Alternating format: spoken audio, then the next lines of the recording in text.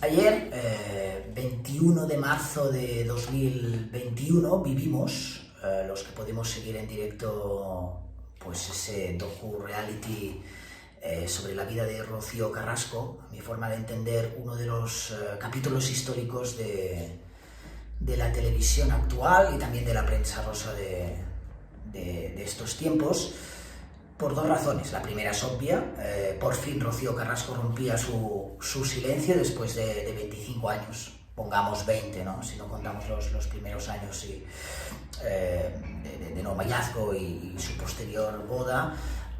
20 años de silencio, de una historia que se podría resumir del altar a los juzgados, ¿no? Una historia de amor que se podría resumir con ese titular, respecto precisamente a la relación sentimental con Antonio David que ha podido seguir toda España a lo largo de estos años. Ha sido una relación sentimental pública prácticamente. Y luego me voy a referir a este hecho porque creo que es importante en esta historia.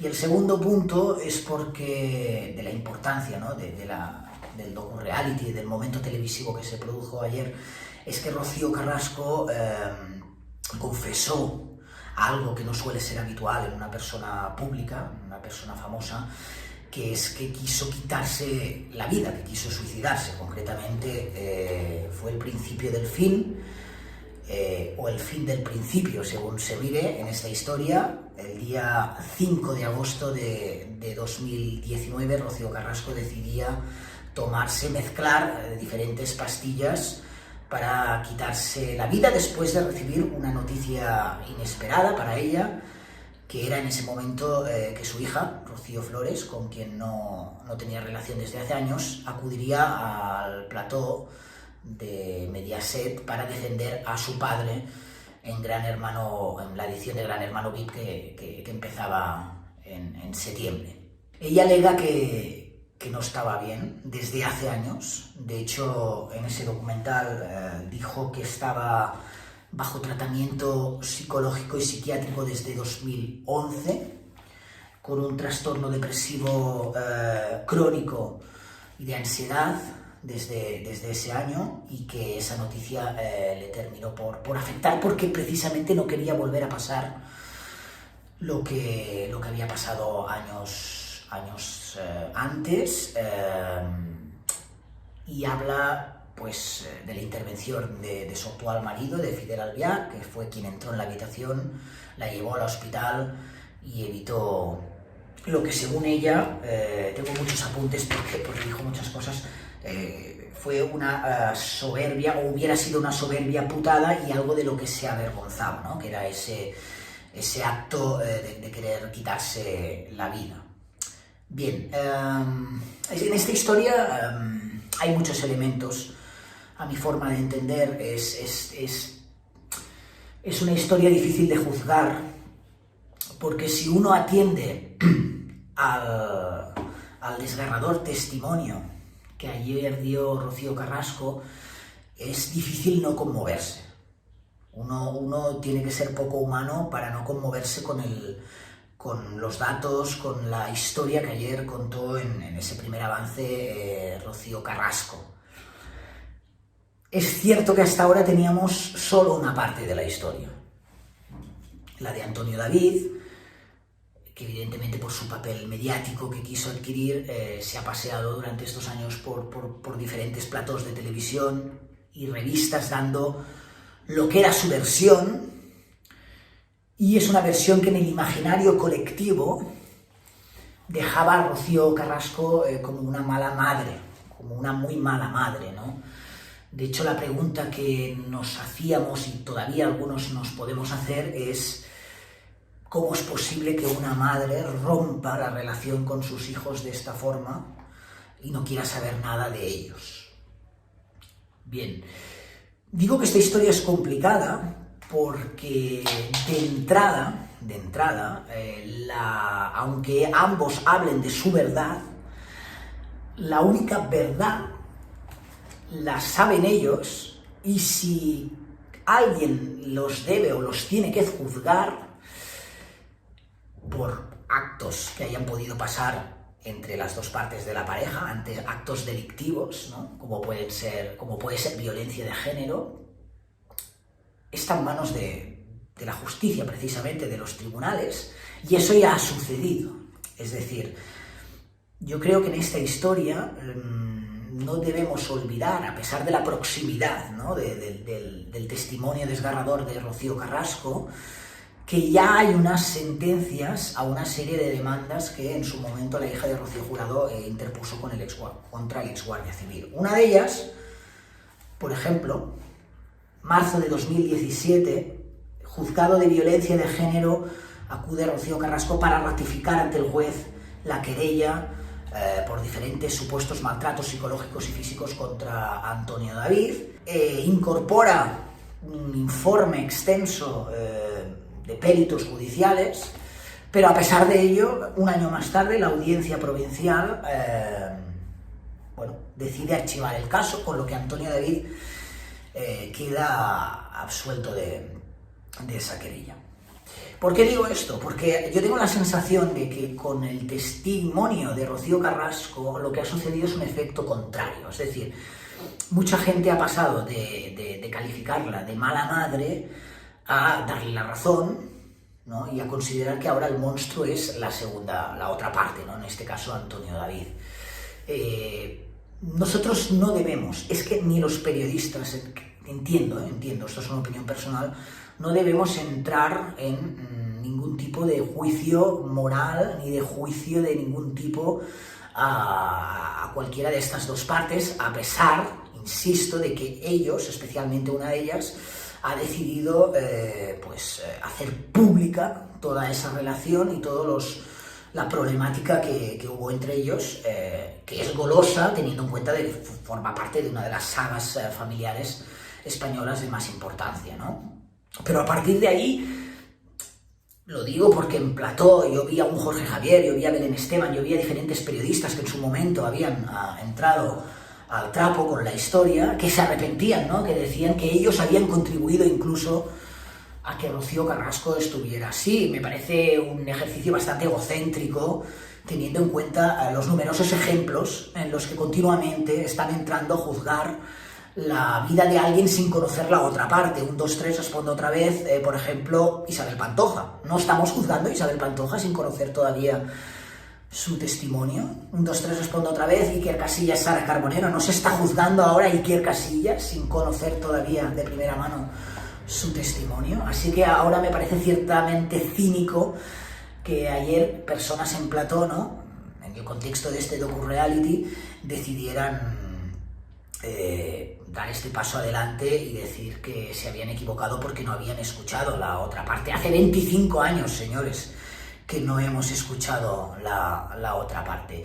Creo que cuando hay temas tan importantes y tan serios como es la violencia de género, hay que ir con mucho tacto y con mucho cuidado. Es cierto que ayer se desmontaba la imagen de esa persona fría, de esa persona que se había separado de sus hijos prácticamente de forma intencionada, ¿no?, manipulada según algunas fuentes por su propio marido, que no quería saber nada de sus hijos, y teníamos el testimonio devastador de una madre. Hay una frase que creo que dice, yo he tenido muertos a mis hijos en vida, ¿no? La frase concretamente es, sí, he tenido a mis hijos muertos en vida, ¿no? Que es a mi forma de entender una frase desgarradora. Vaya, en líneas generales, creo que con el testimonio tan cercano de ayer y tan con su verdad, lo que ha sucedido es que hemos traspasado un poquito los roles, y Rocío Carrasco, para mucha gente, ahora mismo, a día de hoy, ha pasado de ser un monstruo a ser la víctima y viceversa. Veremos cuál es la reacción a todo esto de Antonio David, ¿eh? Hay muchos capítulos, son 8, ayer vimos solo 2. Creo que la docuserie lo que va a ser muy clara es en culpar a Antonio David de la situación por la que ha estado atravesando todos estos años. Está claro que ella deja en más de una ocasión, de manera contundente, claro, que ella es la víctima, y no solo ella, sino también sus dos hijos, Rocío y David. Y hay una frase al final del primer capítulo, que a mí me llama especialmente la atención, porque es como si Rocío Carrasco hubiera tirado la toalla en el tema de la recuperación de sus hijos, porque si es cierto que ella puede creer, puede pensar que ha perdido a sus hijos, que le han quitado a sus hijos o que ha tenido muertos a sus hijos en vida, hay una vía de futuro que yo creo que no podemos desestimar, y es que ella podría recuperar todavía a sus hijos, y más teniendo en cuenta las señales que en este caso Rocío Flores le ha ido dando incluso públicamente en los últimos años, ¿no? Asegurando que quiere saber de su madre, ¿no? Lo vimos en Supervivientes hace muy poquito. Imploraba saber de su madre cuando se enteró de la situación pandémica que había en España. Quería saber cómo estaba, ¿no? Entonces ese argumento de Rocío Carrasco de que sus hijos le odian a consecuencia de la manipulación, según ella, de Antonio David, a mí se me cae un poquito en pedazos, ¿no? Por esos testimonios cercanos que tenemos.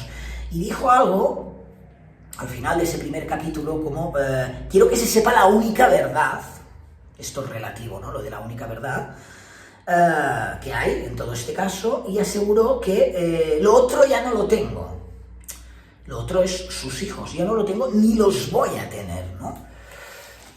También dijo que no quería, en cierto modo, que prefería que sus hijos se quedaran con la versión de su padre, porque cuando conocieran la versión, según ella, real, por ejemplo, para Rocío Flores sería el peor día de su vida, ¿no?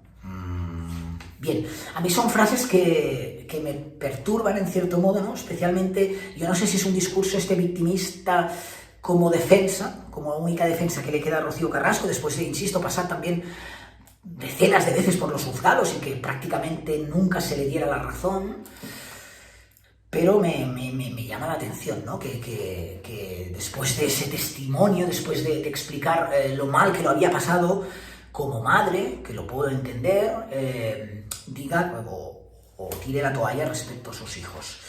Bueno, básicamente la historia es complicada porque, y a forma de conclusión, es una historia que se ha hecho pública a lo largo de todos estos años. Todos nos creemos, ¿no? Con derecho a opinar, pero hay ciertos elementos muy duros, hay ciertos elementos perversos con los que hay que ir con mucho cuidado, porque son muchísimas las víctimas de violencia de género en este país, por desgracia, y las cosas ahí, nos tenemos que acercar a este tema con pinzas, ¿no? Porque es como un puzzle, vamos sabiendo las versiones de cada uno de ellos, son versiones tan contradictorias, tan opuestas, que es muy difícil tomar partido sin saber. La única institución, insisto, que puede tomar partido es la justicia, y lo ha hecho. Sí que es interesantísimo este docu-reality desde un punto de vista periodístico para saber, ¿no?, la otra versión de los hechos, una historia al final está contada, ¿no?, por diferentes partes. Nos faltaba esta parte, aunque ya veo por los dos primeros capítulos por dónde irá un poquito la línea argumental de Rocío Carrasco, ¿no?, trazando pues un maltrato continuado desde que prácticamente se conocieron, con un maltrato que puede ser más psicológico que físico, aunque también, según su versión, pudiera haber maltrato físico, y que dibujará, ¿no?, este escenario de persona fría que queda encarcelada en su casa, pues con la derrota de haber perdido a sus hijos. A partir de aquí ya es la audiencia quien debe o quien se posiciona. Para mí es complicado porque habrá contrarréplica del ex guardia civil y será difícil salir de este laberinto, ¿no? Pero ante todo lo que sí que pediría es eso, es tacto a la hora de acercarse a un tema social, que más allá de lo que sean los personajes del corazón, es un tema duro y es un tema bastante importante, y ver cómo evoluciona la historia antes de hablar, pero que nos sirva también esto de ejemplo de que al final quizás en el mundo no hay buenos ni malos, ¿no? No hay buenas personas o malas personas, y que debemos hacer un ejercicio de empatía, de asertividad y de saber ponernos en la piel de los demás antes de opinar, sobre todo cuando no tenemos esas pruebas. Veremos cómo evoluciona esta docuserie de Rocío Carrasco y la seguiremos desde La Vanguardia.